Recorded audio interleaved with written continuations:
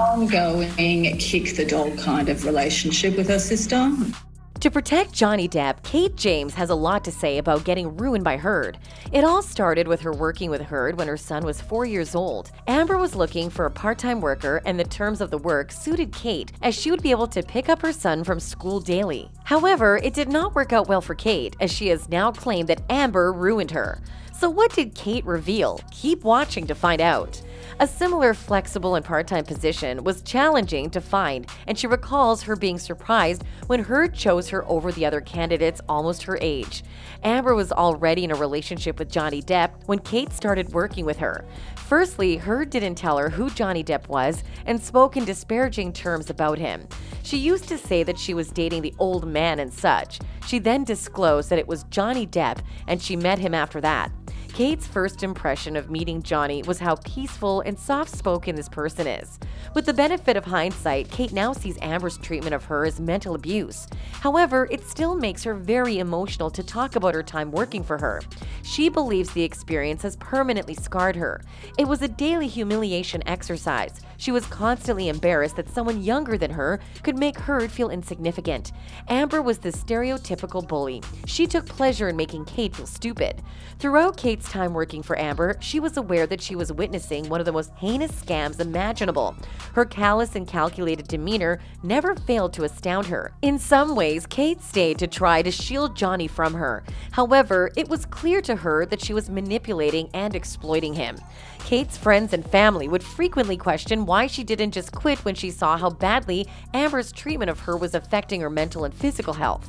She eventually became emaciated as a result of the extreme stress and the fact that she had no time to eat with the insane workload she constantly bombarded her with. She would frequently ask her to buy lunch for her and her friends without first asking if Kate had eaten, which she usually hadn't because there wasn't time to eat.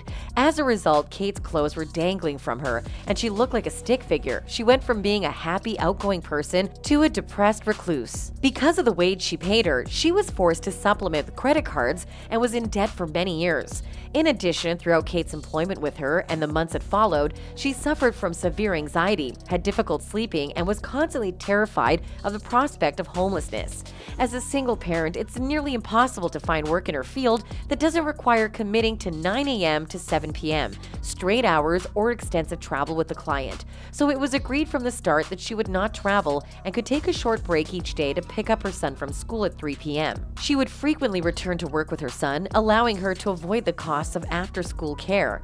It's uncommon for a personal assistant to be allowed to do this. She also assumed that once Amber and Johnny married, she would be part of the team under both of their supervision, which would have meant that she knew the majority of Johnny's team had been with him for decades and had thoroughly enjoyed working for him. He is the inverse of difficult or demanding.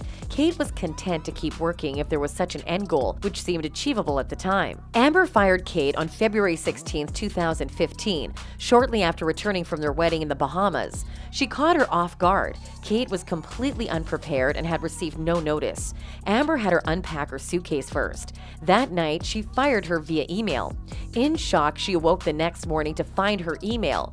Kate begged her to give her some notice, some time to look for another job, but she refused. Kate drove to the Eastern Columbia building that day to drop off my keys and any documents she had from her. She received a barrage of abusive texts from her a day or two later, accusing her of failing to unpack a second suitcase, but she hadn't seen one.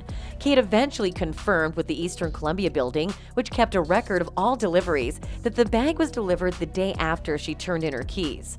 In this particular round of abuse, she accused Kate of always being the victim and never taking responsibility.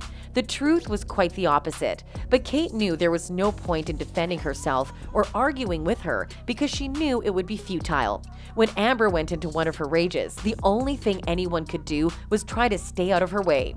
It took Kate nearly 7 months to find another job that allows her to care for her son and provides a similar level of flexibility, which she began in September 2015. She has been in that position ever since. Was Amber exploitive in the way that she treated Kate? Let us know what you think in the comments down below. As always, make sure to like and subscribe for more. See you in the next video.